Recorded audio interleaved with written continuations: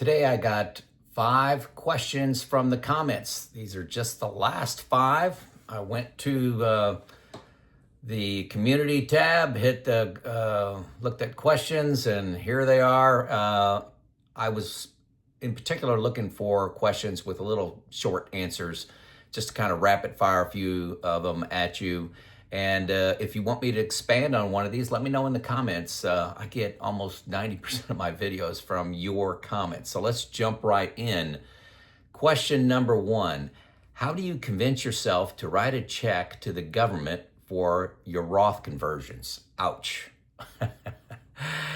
Yeah, I wish I had the magic answer for you, but you got to take the long view. If you do your tax projection in a comprehensive software package like Boldin, you can see that at RMD time, oh my gosh, I'm going to be paying into the 24 or 32% tax bracket. That is what helps me.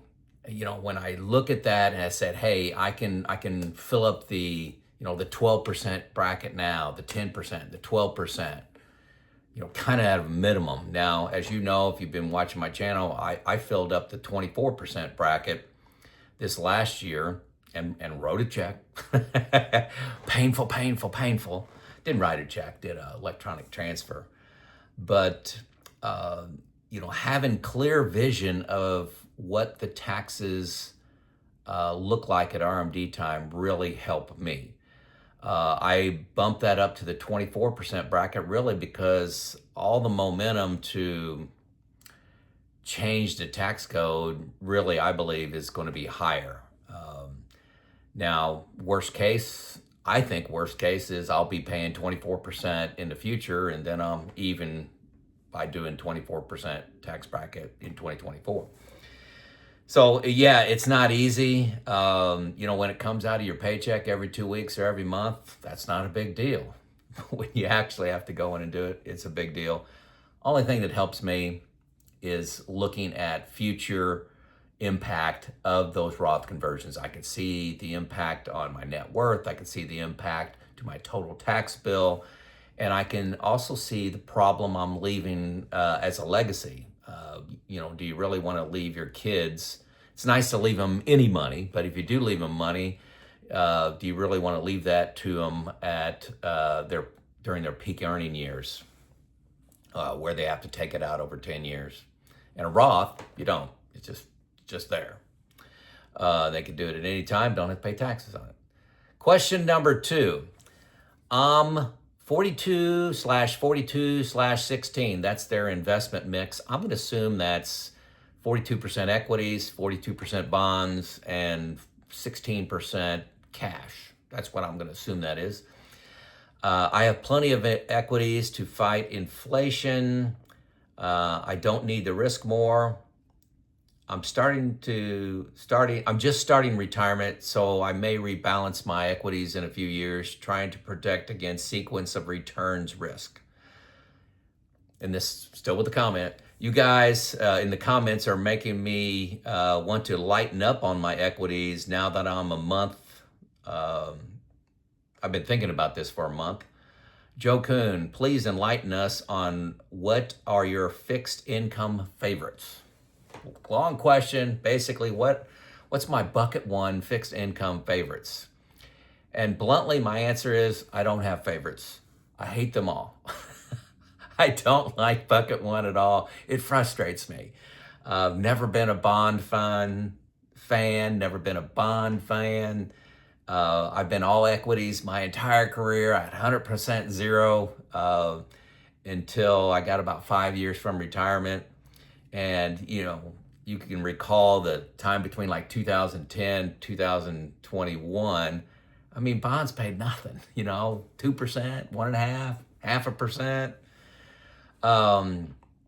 But where I'm playing right now, I have 90% of my money in 2 things, my bucket 1 money.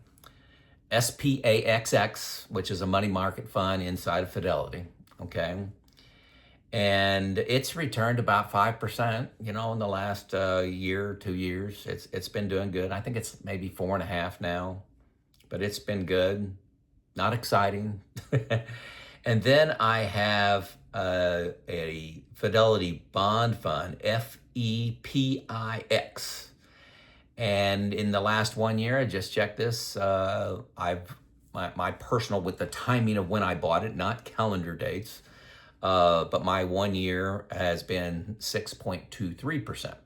So I've done extremely well with that. That's a managed bond fund that was recommended to me by Neil, and it's done pretty decent. And hopefully these two stay there. So,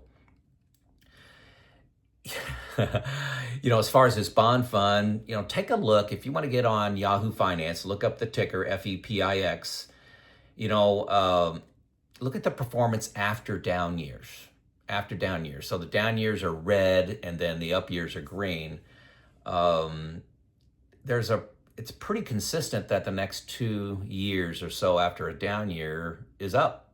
So 2022, as you recall, this particular bond fund was down 12.88%. Bonds took a beating in 2022. All of them did. But 2023, it was up. This particular bond fund was up 7.2, and then 2024 was up 2.4. So who knows what 2025 will be? This is decent, but I don't like it. It's what I've got, but I don't like it. I'm always looking for something better. A lot of you recommend a tips ladder, recommend individual bonds, T-bills. I just haven't done that yet. I'm just not that excited about any of these things. Honestly, I'm tempted just to leave everything in SPAXX, but yeah, I wish I could say I'm excited about something in the fixed income, but I'm not. Question number 3, do you recommend Boldin software if you already work with a certified financial planner? Boldin is the comprehensive software package that I purchase and I use, I think 5 years now. And my answer is a very strong yes. I work with Neil Fort Window. He's a certified financial planner that is provided for me. And boy, our conversations are much deeper because I have gone into Boldin. I varied my Social Security timing. I've varied my tax planning, what kind of Roth conversions I'm doing. I varied my longevity, my asset returns, my inflation. I've already done or completed those basic stress testing, and then I get higher order questions from that. I know what Roth conversions are. I know how they can impact. I was thinking about the 24% bracket. Last year I did 22. You can ask those kind of questions versus why do Roth conversions at all? Why spend time explaining why that's a tool? Just a deeper level of questions. Also, I don't like delegating everything to my certified financial planner. I like knowing my options because there are great ones out there. Most of them are very, very good, but they're all biased. So I want to know the options and I want to challenge what they tell me. So if they tell me to do a Roth conversion or they tell me to take Social Security at 62, I want to, and here's why. Well, what do the numbers look like at 67 and 70? I want to know that. I like knowing how the sausage is made. It lets me do a lot of experimentation. Maybe that's the engineer in me. I could take Social Security at all different ages. I had to go in Boldin, use the Social Security optimizer, use the raw tax optimization features inside of that. Change expenses, changing your expenses using go-go years, slow-go years, no-go years, one-time purchases lets me know when's the best time to do that, managing taxes versus not just pulling the money out. So the time that you can devote with your certified financial planner to cover, graduate level questions is opened up when you have the Boldin software, and it's $120. I can't imagine not having that software package. I bought it for 5 years myself, and I have a certified financial planner. I guess that's testament enough. Question number 4. I just got through, a lot of these are on Boldin. I just got through the Boldin sales pitch, looking at their financial advice packages, ranging from 1,200 to 2,100. I'm not sure where he's getting that. I found it at 1,650. But anyway, they have an advice package. Would you recommend using them? Have you heard anything about them? Or should I just do one of the $300 plan reviews you talk about? I did pay Boldin the $250 to have one-on-one help with the software, entering the information, what each cell means. But looking for advice. Well, number one, I'm not going to give advice on what you should do with your plan. But one, I buy Boldin. It's the best on the market. It's comprehensive. I pay for it and use it. I have not paid for the $250 one-on-one training package on how to use it. They have free directions. They have free prompts that come up when you hover over a cell. They got free videos out there. They got a YouTube page. They got chat. They got a lot of stuff out there. But 100% of the people that have used this $250 hand-holding of their unique situation have loved it. I have not gotten any feedback that said that wasn't great. Now, these are not certified financial planners. These are people that know the software, know what you're going to put in there. They're not going to be able to tell you what you should put in for inflation. They're going to tell you that's the inflation box. It's the medical inflation. It's the home inflation. They're not going to tell you what numbers to use. Now, regarding certified financial planner advice, I got several options for you. I'm a problem solver. People in the comments say I don't know who to use. I don't know who to get advice from, at a modest price. So I found a few of them for you. Number one, you can have a free discussion with Money Pickle. They're like the third link in my more show notes.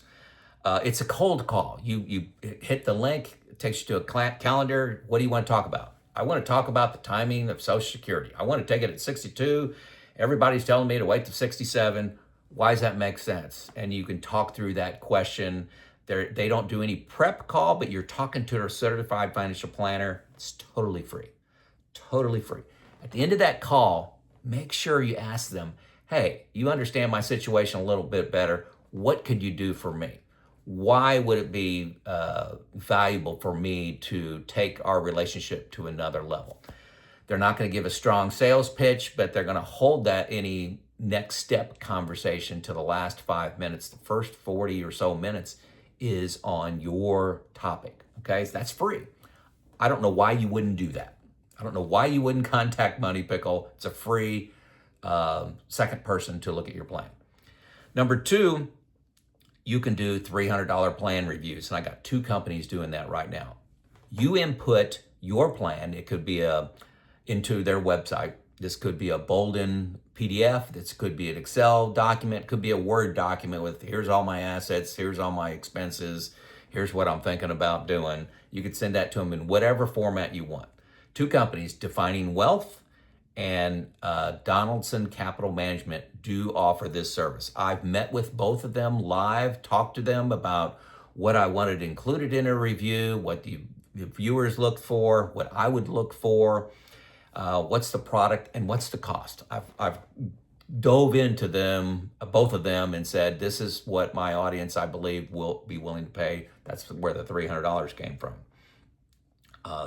They will do about 30 minutes of pre-work for you and then have the call on your specific plan. It's totally different than the free offering from Money Pickle.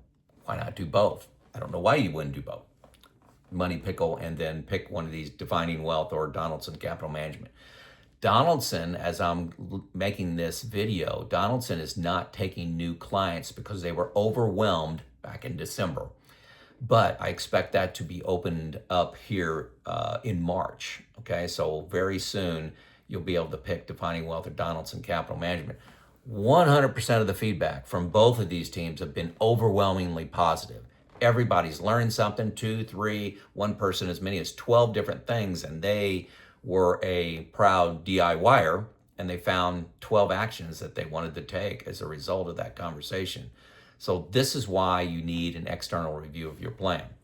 You can do a full plan creation by a certified financial planner. This is somebody spending 10, 12, 14 hours creating a plan from your input, talking with you on several phone calls. That costs a lot more. Now, all these groups do this. I currently use Neil Fort Wendell. He created my plan. His link is below as well. But he created my plan. If you like how I think, you may check out Neil and see what you call the number. There's no link, just call the number. He'll have about a 20-minute, 30-minute phone call with you to see if you're a match. Try out Neil. That's who I use. But Defining Wealth and Donaldson also provide this service. And then Boldin, back to the question, Boldin has a certified financial planner for $1,650. Okay. I've had no conversations with Boldin on the credentials of these people. I know they're certified financial planners. I've seen no comments. I don't have a pro or con to say about using Boldin certified financial planners, but I have worked with these others that I've mentioned quite a bit. So I know what they can do, and proud to put my name behind them. Question number 5. Why keep Boldin for more than 1 year? Get the plan, get out. I love folks watching their expenses. $120 a year, I don't want to spend $120 a year. I don't want to either. Why would you do it for more than 1 year? Well, first of all, Roth Conversions is something you do every year. And confidence that I'm making the right decision. I update my balances, I update my rates of return, and then it comes in and I get the vision of what my RMD tax brackets are going to be, and that gives me confidence to write that check to the government. So it's every year you need to do that, or not do a Roth conversion. So $120 is worth it to me to have that confidence I'm doing that right thing. Number 2, I talk about this a lot, confidence to spend. I go inside Boldin and update, say the market's down 25%. Oh my gosh, how much do I need to tighten my belt? I go in there, I update things, I see that it's at 92% or whatever, and I say, oh, we can continue to go with our vacation planning or go-go spending. We can do our things because I got bucket 1 as a buffer, and my plan still works out. Okay, as long as the market recovers sometime like it has in history, confidence to spend. Number 3, I input new variables like inflation, poor rates of return, all those kind of things. So, when I originally created my plan inside of Boldin, inflation was not really a thought. It's 2020. I didn't think that much about inflation. Well, inflation's a big deal now. Okay, so to me, it's a very cheap source of excellent analysis and stress testing I can do. I've gained an enormous amount of knowledge knowing what levers affect other levers and affect other variables. So that's the thing about retirement planning. Everything's connected to everything. You cannot make a decision to change Social Security from the age of 62 to 67 without impacting your taxes. You can't do it. It's a big deal. It'll affect your Monte Carlo score as well. So everything's connected to everything, and Boldin does a great job of helping me get my head around that. So there you go. 5 questions. Hopefully 15 minutes. I'll have to see how long this is. This show out.